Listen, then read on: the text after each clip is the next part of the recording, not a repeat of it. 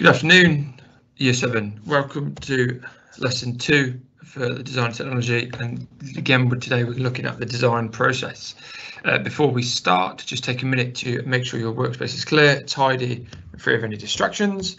For today's lesson, you're going to need some different colour pens to help you make some notes and paper. You can print the lesson page out if you can.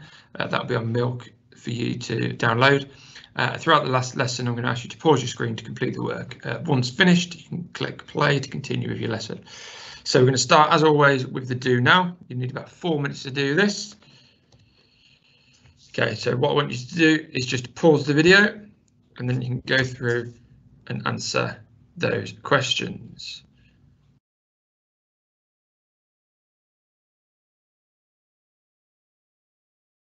Okay, so if you haven't already, just remind you to pause because we're now going to start looking at the answers. Okay, so what is a mind map? A mind map, we looked at this last week, is a diagram used to visually organise information. Low energy use, what are the advantages of LEDs? Low energy usage, bright lights, low heat created. Okay, 3 softwoods: pine, larch and spruce. Remember, we've talked about softwoods loving pork sausages. Something easy way to remember the 3. Name the 3 main categories of plastics and polymers: thermoforming, thermoplastics, which is the same one, and thermosetting plastics. Name a plastic or polymer.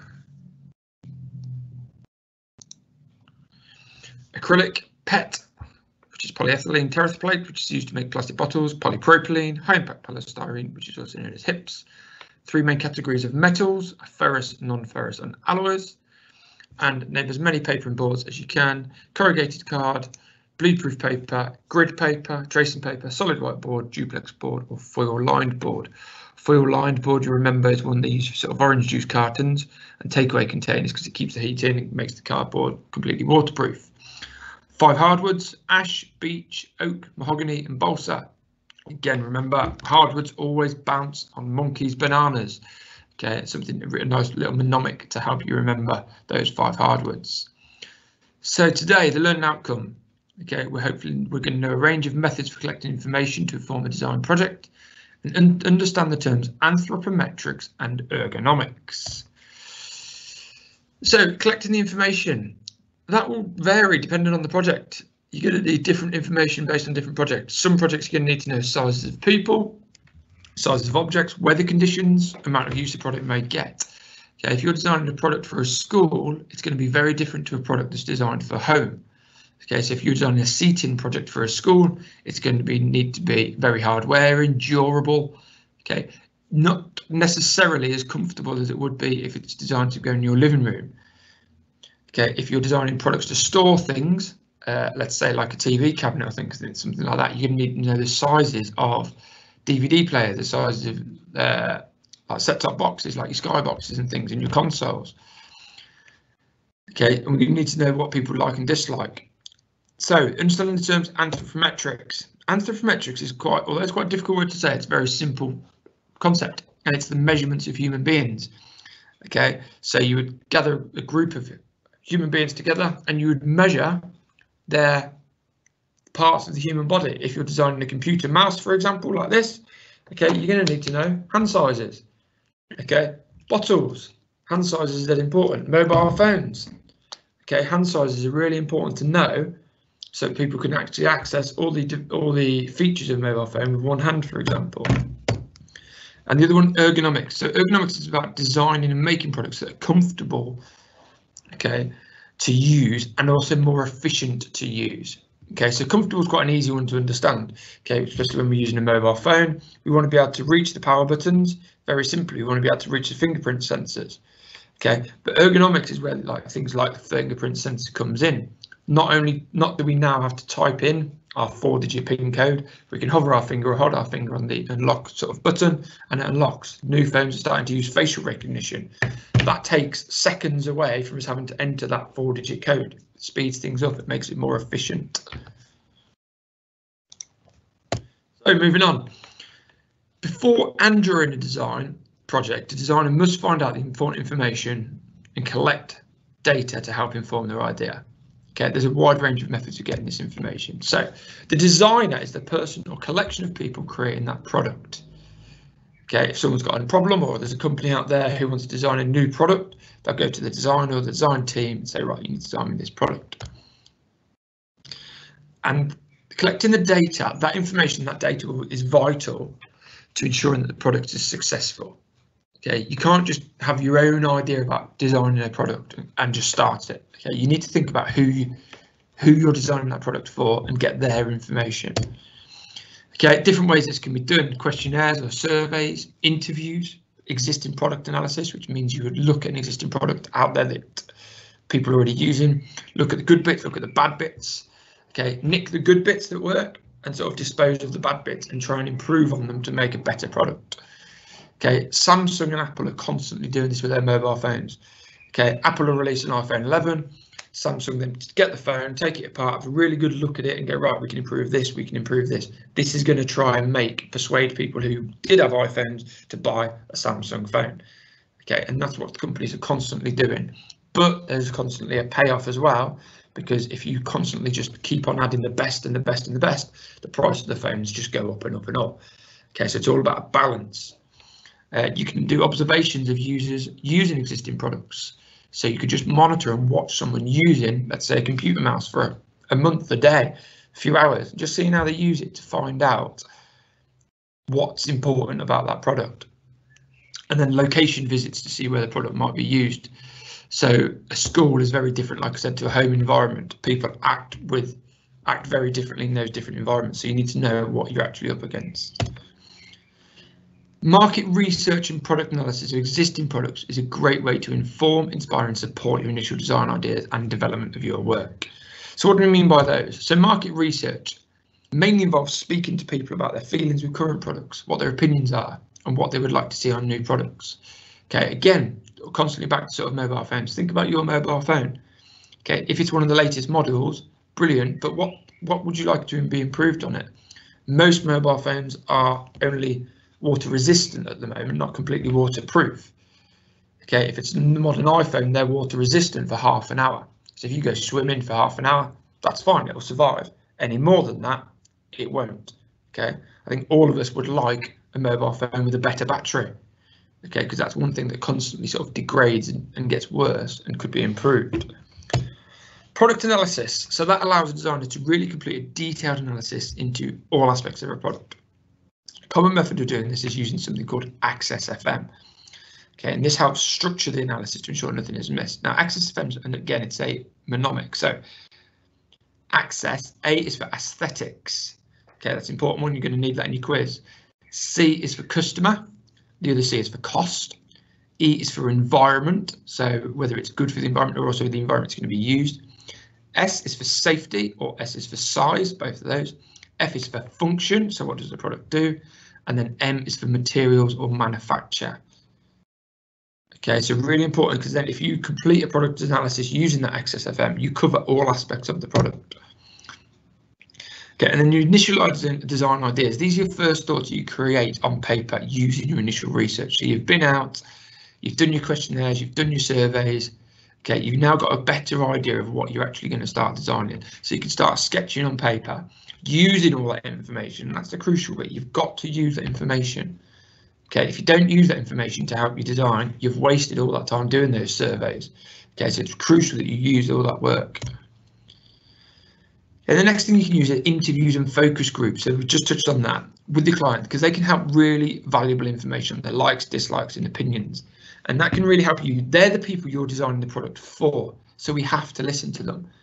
Okay, if you're designing a new mobile phone for a teenager, it's pointless going to speak to people in their 40s or 50s to find out what they want in their mobile phones. Okay, I want a very different set of features now to probably what you guys want. Okay, I don't massively use things like social media, whereas you guys, I'm sure, do. So you want quick access to your social media. I don't care, it doesn't matter to me. Okay, but different people want different things in their products. Okay, to me, a really high quality camera is really important on a mobile phone. Okay, I've got young children, so I want to be able to capture those memories. So your target users, they're mainly the people who your product is designed for, like we've said, and it's mainly the person who uses or purchases the product. Okay. Sometimes that's not always the case. Okay, you might buy as a parent of a young child. I buy a lot of toys for my young children. I don't use those toys or play with those toys. Okay, but the person producing the product, I am their target. I am their customer. Okay, my little boys who are 2 and 3. Okay, they don't go and buy the toys themselves. They haven't got the money to go and buy them, so they have to make the toys appeal to me and to the children. And you get so when you're asking these surveys, you get closed questions and open questions. We'll just go back from there. So closed questions are going to be a simple yes or no or a limited answer. Okay, they're not open to whys, it's just yes or no. It could be a list, which one of these is your favorite color? Okay, but it's going to be a very limited selection of answers. And you've got open questions, which are those that require a bit more thought and more than a simple one-word answer. These help you get a little bit more detailed information. So an example of a closed question could be as simple as, do you like the colour red?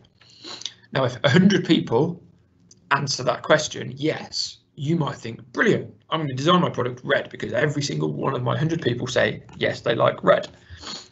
Okay, but what you didn't ask was, what's your favourite colour? Now, if you only get 40 people who says their favourite colour is red and why, okay, that gives you a much better idea because now you've got 40 people, let's say, out of your 100 say, yeah, red's my favourite, but then there's another 60 people who haven't said red's the favourite. So if we go on our first question and start designing our product red, actually we've missed a lot of people who actually that isn't their favourite colour. So that's just a very simple sort of example of using open and closed questions, but they can help with different reasons and different types of information that we're trying to gather. So this brings us on to our first task. So what I want you to do is use the internet, okay, to find 10 to 15 examples of low voltage or night lights that you would consider to be good designs. Copy and paste them onto a PowerPoint slide or onto a Word document. Okay, and then what I want you to do is annotate each one by describing the standout features or what makes it different to the others you've found. There's a couple of examples down at the bottom. Okay, we know they're all night lights. We know they're all low voltage lights, so we don't need to say on every single one, this is a low voltage night light. What we do need to pick is the standout features, what makes them different to the ones that you've found, what makes them interesting, because they're the things that sell products. Think about colours, the shapes, the materials, the cost of them. Is one stupidly expensive? Okay, that yeah, it's a lovely product, but it's just too expensive for young people to buy. Do some of them have better functions? Do some of them allow you to dim the lights? Do some of them allow you to connect to things like Alexa or Google Home to turn them on and off? Okay, do things have automatic sensors to come on automatically at night time? Okay, all those different things we can think about.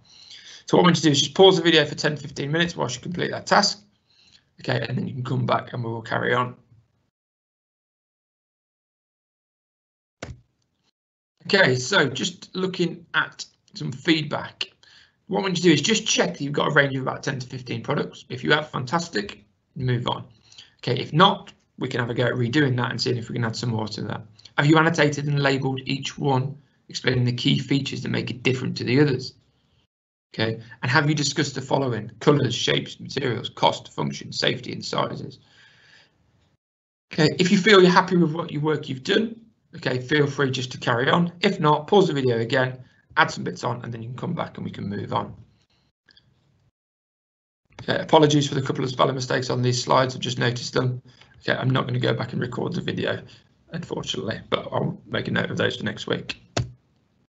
So, the use of anthropometric data and ergonomic design, okay, in mind can ensure that design is suited to the target market or the target user.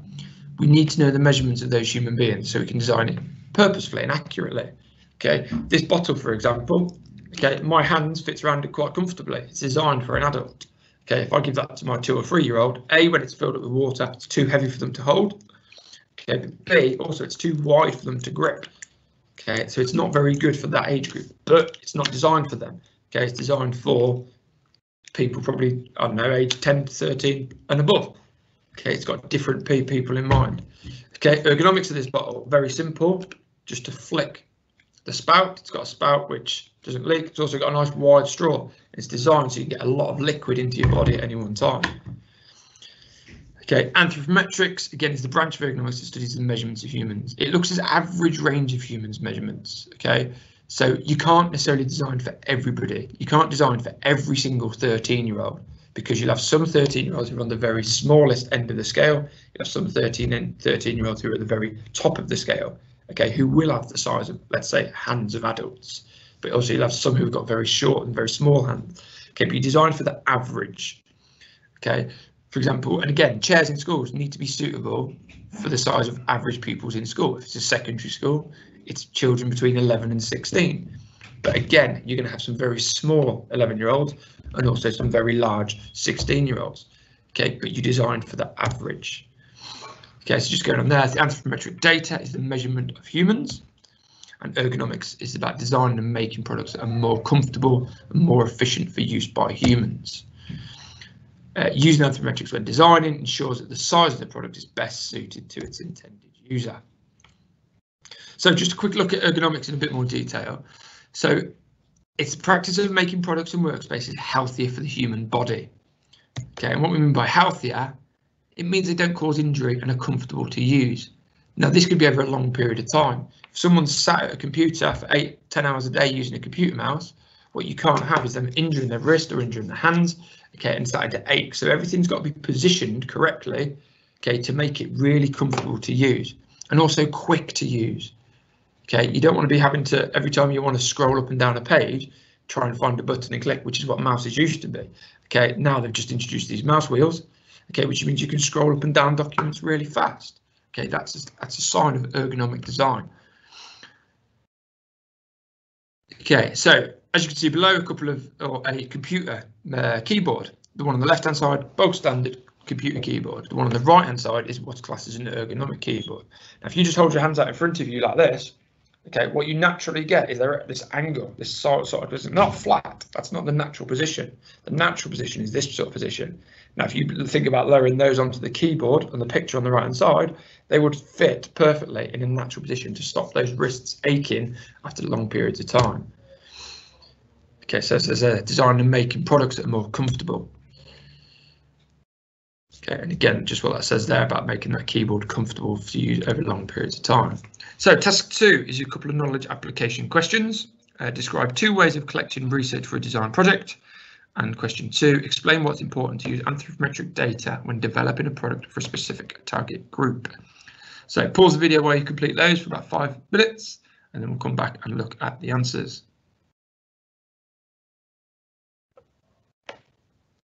Okay, welcome back. So if you haven't paused it, you need to pause it now, but now we're going to move on to those answers and a bit of feedback. So describe 2 ways of collecting research for a design project. We did this at the start of the lesson. Questionnaires or surveys, interviews, product analysis, observations of users, or location visits to see where the product actually is used. And then number 2, why is it important to use anthropometric data? And because it allows the size of the product to be best suited to its intended user. If you haven't got that right, just pause the video again and you can just redo that and add those to your answers. So that brings us to the end of today's lesson. What I want you to do now is go to the following website to complete the quiz about today's lesson. So www.tinyurl.com/YARUXXCH. That does need to be typed directly into the address bar. Okay, you can't just Google search that because it won't work. The other option is get your camera out, hover it over the QR code on the bottom right hand side, and it will take you directly to the link. Okay, so that brings us to the end of the lesson. I look forward to seeing your answers. Okay, thank you very much.